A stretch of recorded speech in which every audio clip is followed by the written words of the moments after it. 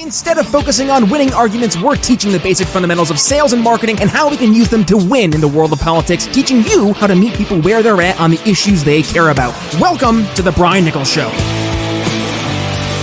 Oh, hey there, folks. Welcome to today's episode of The Brian Nichols Show. I am, as always, your humble host, joining you from our lovely Cardio Miracle Studios here in sunny Eastern Indiana. The Brian Nichols Show is powered by the best heart health supplement in the world, Cardio Miracle. So if you want to learn how to lower your resting heart rate, lower your blood pressure while improving your pump at the gym like yours truly did, head over to cardiomiracle.com/TBNS or scan that little QR code over my shoulder. Either way, you'll know you're in the right spot when you see at the top of your browser, you're shopping with Brian Nichols. But for today's episode, folks, we're going to jump right in. We drive down the interstate, right? I do a lot of travel for work, so I see this a lot. You're driving down the interstate, you're going to the airport, you're going past a big city, and you see all these billboards on either side of the road, and it's always like, injured in an accident, call, Johnson & Johnson, attorneys at law, or, did you fall in the hotel bathtub? I did once, and it sucked. It hurt really bad. I should have called the attorney. But, you see all these injury attorneys, and it's always focused on adults, accidents, but we never talk about the most innocent among us. And it's actually funny. Last week, we talked about I'd say some of the innocent among us, the elderly, but let's go on the other end of the spectrum, and that is young kids. Who is the advocate for young kids? That's the topic of today's conversation. And joining me to discuss all that and more is Drew Bivona. Drew, welcome to the Brian Nichols Show. How you doing? I'm doing well. Thank you for having me. Great to have you on the show, and I'm really looking forward to digging into, specifically how you're helping literally the most innocent among us, and that is kids. But first, before we dig into that topic, do us a favor, introduce yourself here to the Brian Nichols Show audience, and just give us a little bit more background to who Drew is.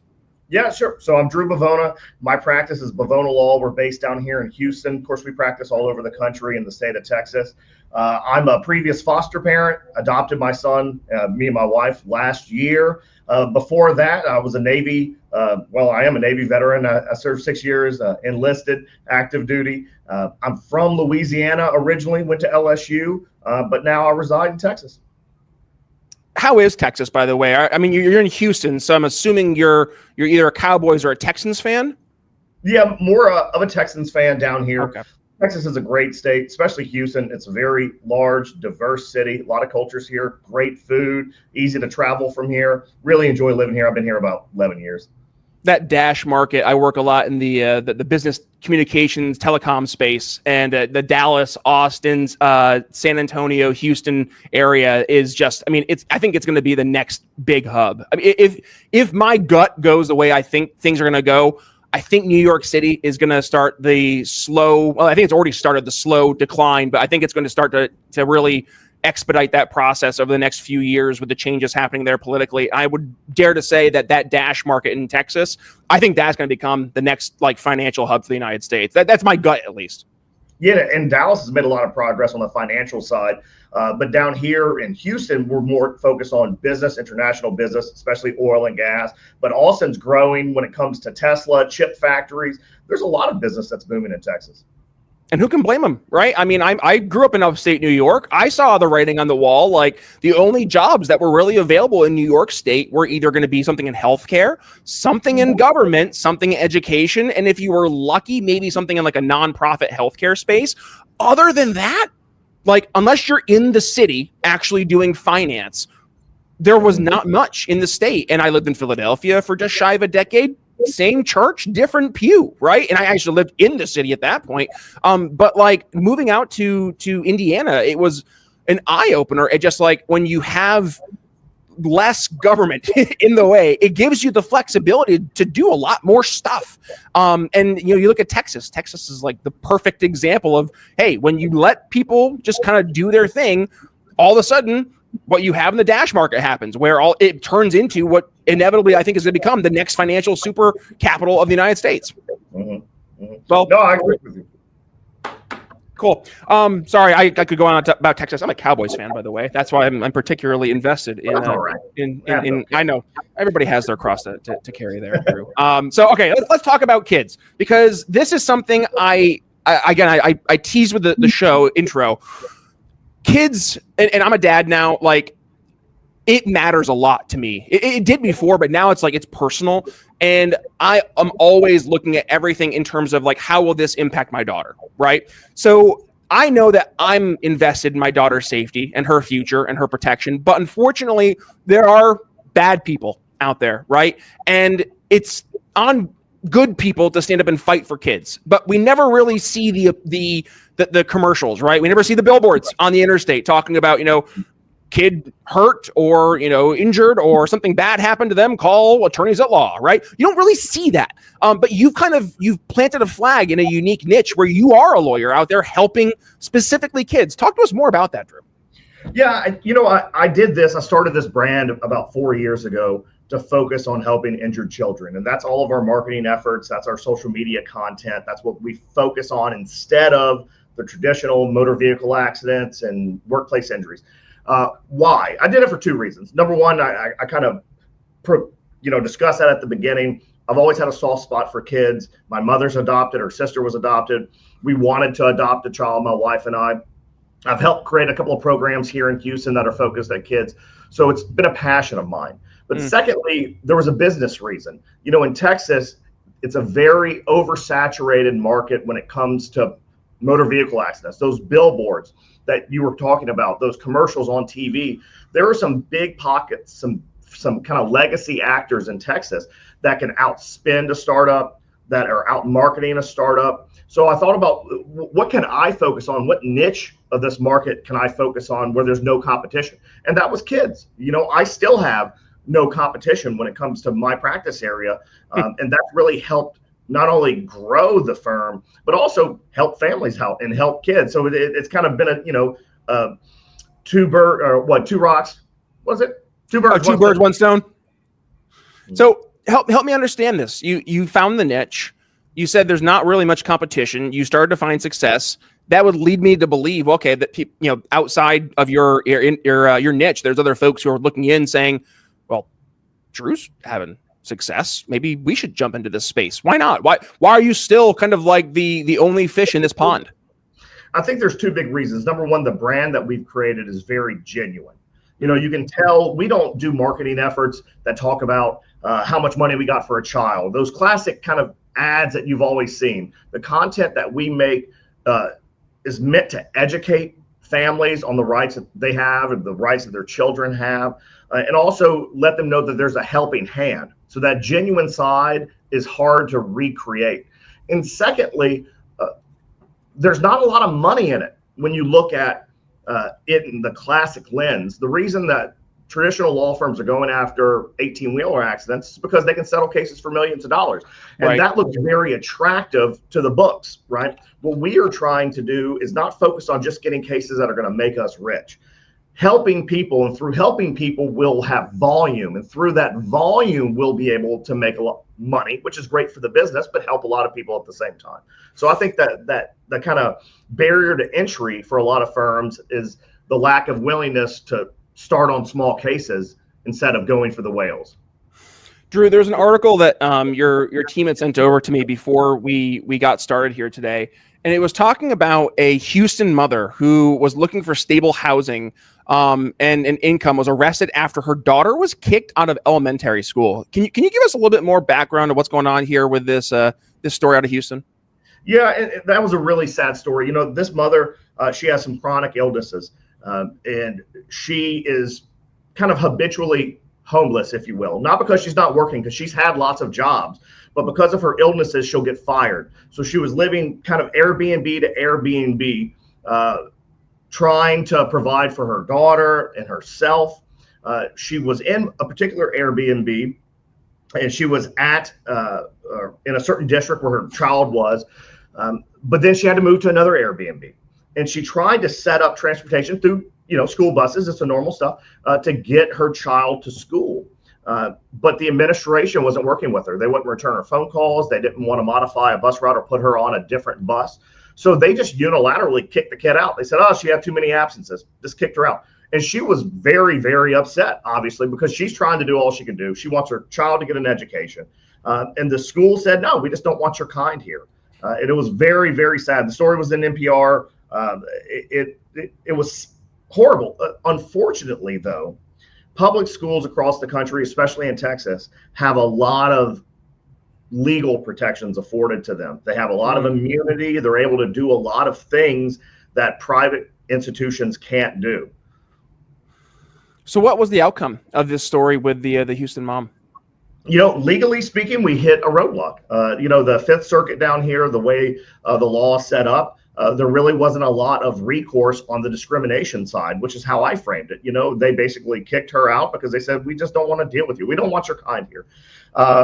She ended up having to move to another school. She actually moved out of state. She's working now. Kids doing well. But on the legal side, there wasn't a lot we could do. We tried.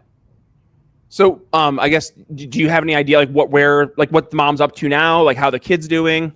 Yeah, they ended up moving. I believe it's to North Carolina. Kid's doing well. She's in school. She was able to move in with some family, get a little bit more stable housing.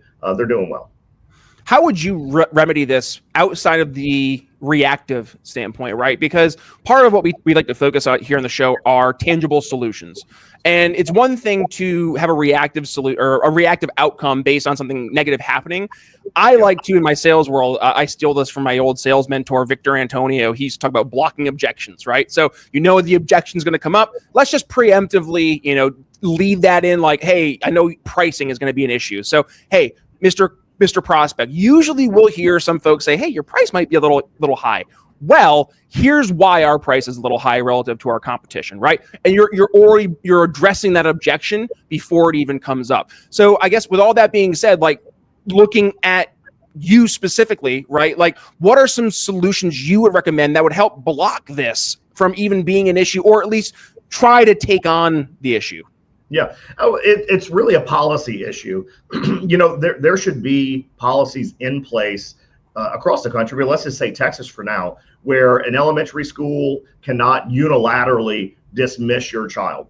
There should be policies in place that are more understanding for people who are struggling in between jobs, dealing with chronic illness or dealing with some type of catastrophic loss that help protect the child. Because so often, what's happening with the parent, whatever it may be, the punishment is laid on the child when we're talking about public schools. Policies in place to give these parents a little bit more kind of freedom, to give these children more protections to stay in school and more flexibility to get transportation, especially when the parents are engaged and they want to help, they want their child to have an education.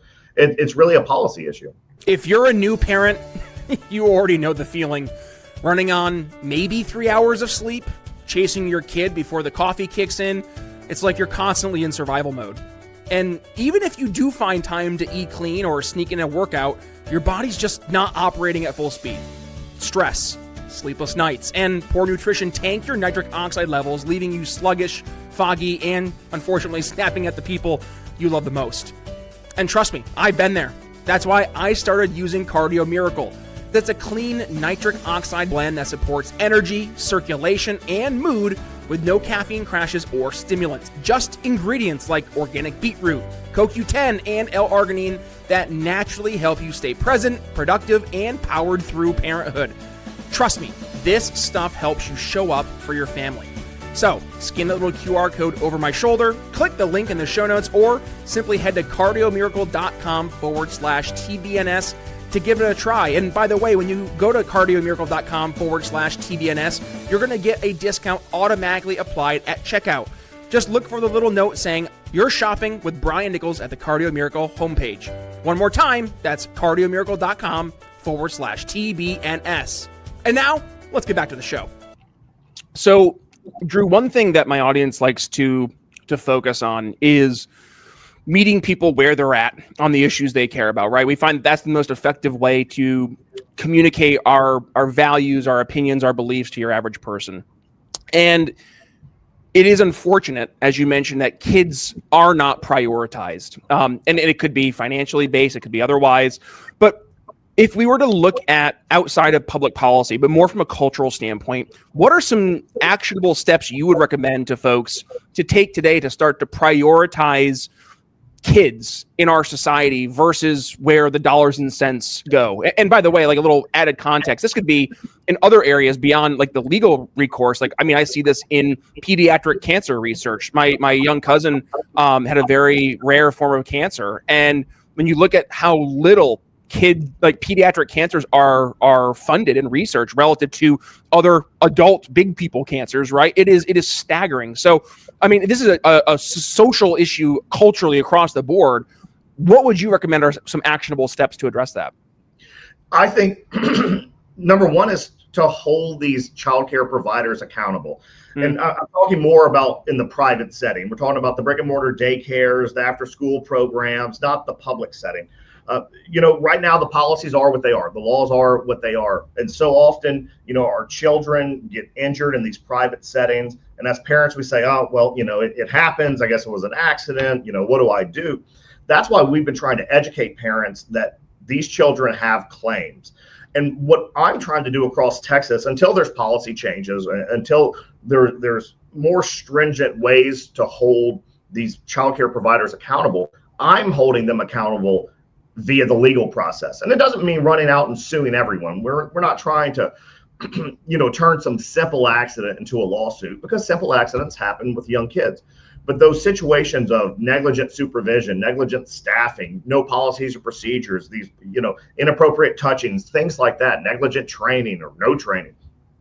I am trying to hold childcare providers accountable one by one. And I think if parents continue to learn that this is an option for their child, and they're in the unfortunate position of having a child that was injured because of some type of negligence, that they can hold these private businesses accountable, in the hopes that if we do this enough businesses will see it and say, look, we don't want this to happen to us. We don't want to see Drew on the other side of this. We need to relook at our policies and our procedures, our handbooks, our training, our hiring. That's what I think we do. Yeah, and by the way, I think you're talking about making them hurt in the piggy bank, right? You can also make them hurt in the piggy bank from the front end, where you're a parent. You can make an informed decision of where, for example, you mentioned like a daycare facility, right, where maybe there's a kid who's hurt because of short staffing or some lack of policy issue or a policy prescription, right? As a company, you can look for those things proactively, like make sure that you're voting with your feet, where you're bringing your kid. And I guess you've gone through a lot of these cases, Drew. So what are some of the things you would say to parents, like, hey, for example, you're bringing your kid to daycare, or you're bringing them to a healthcare provider, or whatever it may be. What are some of the things you would say, hey, parent, before you sign the paperwork and your kid's going to this spot for wherever it may be, here are some things I would always just double check on? Yeah, and I've done content on this. Number one, as parents, trust your gut. Go to that facility or that program or whatever it may be. Do the walkthrough. Does it seem good to you? Really trust your gut. How do the people look there? Do they seem professional? Do they seem polished? How does the building look? Does it seem clean? Does it smell clean? Do the kids look happy that are there when you do the walk around? Do people seem engaged? Be vigilant. That's number one. And number two is to ask the questions. The biggest one is, who's in charge? Right? Who's in charge here? Who's making the rules? Who's doing the training? Who's going to be in charge of my kid when I drop them off?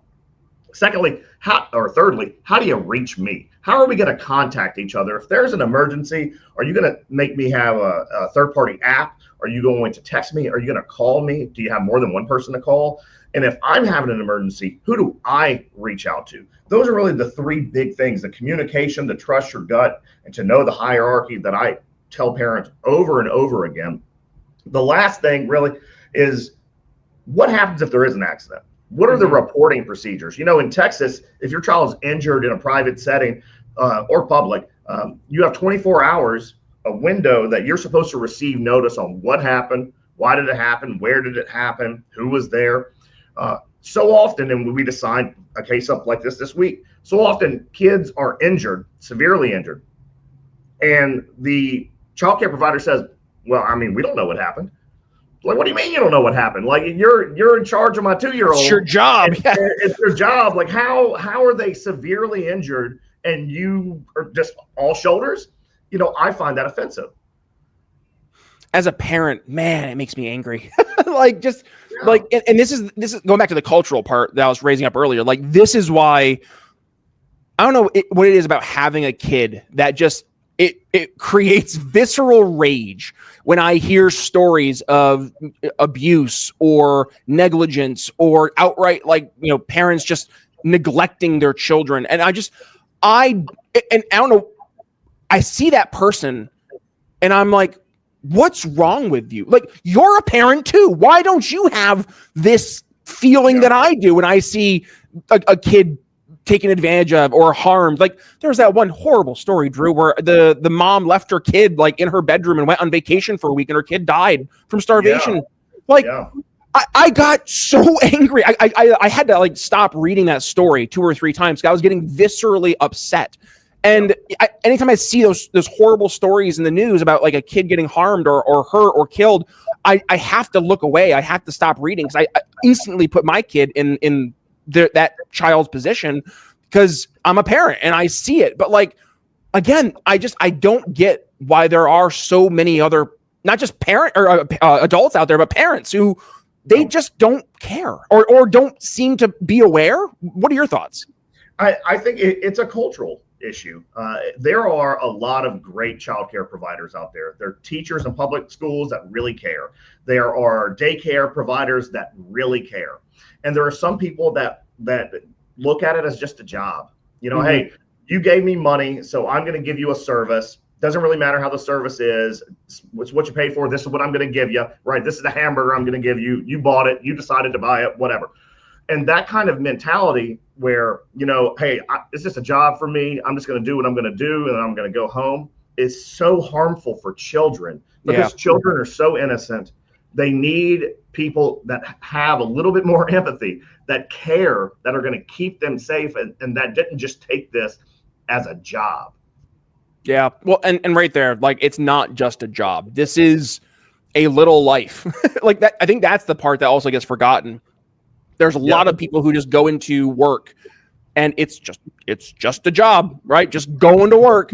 And if you bring that mentality to the workplace with children, you can absolutely see how it turns into almost like a systematized, like, oops, an oops happened, whatever, like just part of the office.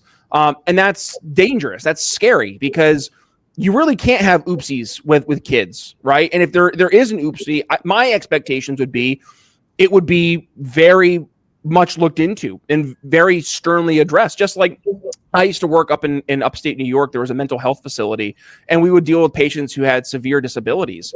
And I remember there was one time where there was a group that were working and they were using a Hoyer lift for a resident, and one of the straps like ripped and broke and the resident fell out of the Hoyer lift. Now, thankfully, the resident was okay. But I mean, the investigation, Drew, that went into that, it was like a month-long investigation. Like, they had to send the Hoyer strap over to the I forget the government agency, but like it was all these things that had to happen. There was questioning, interviews, like it was a whole process. The family had to come in, and that was, you know, for a mentally challenged adult. But like, does that happen for kids?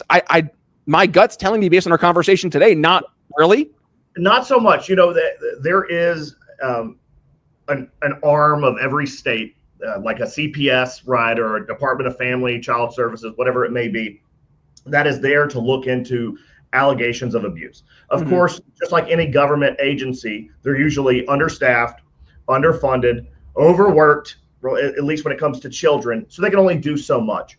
And they're not going to go out and Sherlock Holmes every single daycare allegation. I will. So, you know, where the state's not able to assist, private entities can, and we will do the investigation. Sometimes that happens in litigation.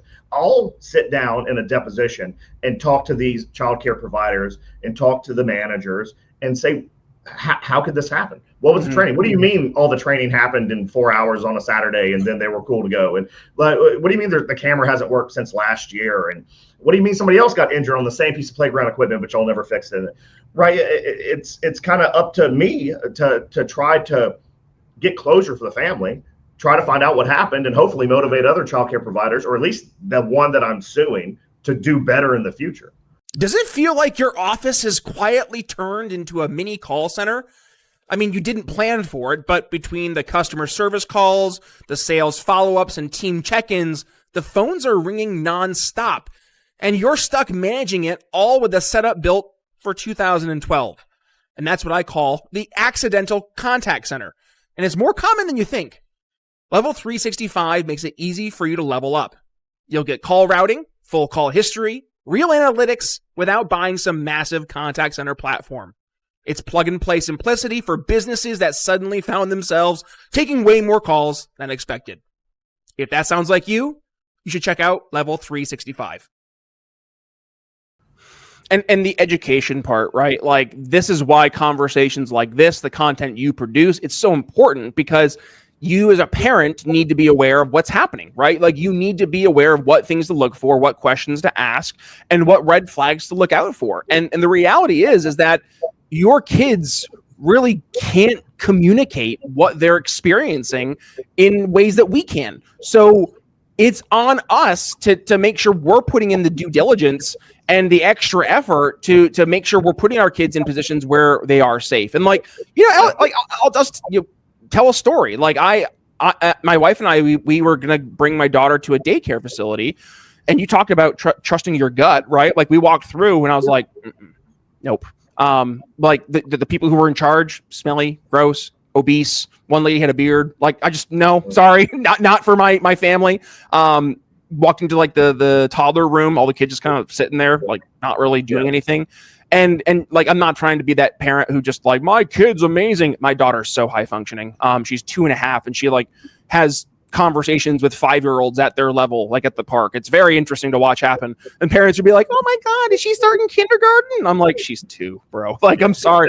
But like, to put her in a position like that, I know she wouldn't be stimulated. I know she wouldn't be challenged. If anything, she'd be like, what am I doing here? Like, what are these little like meat sack kids doing? Like, they're not communicating with me. And there'd be no attempt at a childcare provider to like engage with her, because they are one of many. So like, we walked around and I was like, nope, not going to do this. Not going to have this. I don't feel comfortable with this, right? Like, it didn't smell great. It was dark and dimly lit around the areas. Like, just wasn't a fan for me. And that's like, for a lot of parents, I know you might not have many options, right? And I guess that's the other hard part, is that on the market side, Drew, there's not really many solutions that are coming to the table. Like, my sister was telling me of a horrible daycare she was going to bring her kid to. She had like toured the facility, and she also was like, no, absolutely not. But I mean, it was like there was like kids' waste everywhere on the floor. Like, it was disgusting.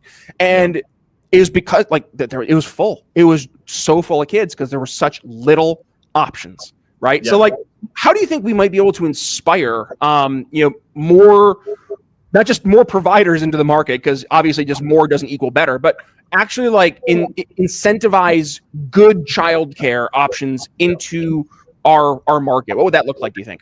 Well, honestly, and I agree, with your intro that, a state like Texas having a little less government regulation, intervention, letting the private market work itself out has a lot of benefits. And you see that in other states like Florida. But I do truly think that because of the cost of running these daycares and the burden on the licensing and everything, that this would be a great place to have a little bit more government help, whether it's through grant programs or some kind of guidance to help provide some funds, cheap loans, maybe whatever it may be, for more daycares to open, and to help provide more options for families that are, just getting by, living paycheck to paycheck, not a lot of disposable income. They're forced to use the daycare in their neighborhood because it's the only one that they can afford. Childcare has become so expensive in this country. I mean, for my kid, he goes to a good daycare. It's not like, one of the bougie ones or anything like that, but it's a good daycare. It's clean. They have a curriculum. It's $1,550 a month. That's a lot of money. And I'm able to afford that, luckily. But how many people can afford that? That's just ridiculous. Of course, that's what the price at the market is delivering. And I get that. It's competitive, but there has to be some intervention to get some of these prices down to give families more options. My concern is that whenever we see the government put its nose trying to like make things more cost effective, it ends up making it more expensive. I know. And it's a tough problem, because you don't want to tell private businesses what prices to set. I get that. And we don't want to just give free money to everybody. I get that. But, just like Texas implemented a voucher program to allow your child, if you don't like the school district, you can move them to another like a school choice, or like school choice. Exactly. School choice for daycares in some way, I think, is an option, especially in a state like Texas that is sitting on such a surplus. We're in the billions of dollars with extra money right now. Right. There are some ways to incentivize some daycare choice. The question is, how do you do it? I don't know. I'm not a politician. You just have ideas, but there's got to be something. I actually like that idea of school choice for daycares, because the whole idea is it's your tax dollars. If it's going to be going towards these solutions already, let's at least give the parents the choice with their tax dollars of where they want to invest it.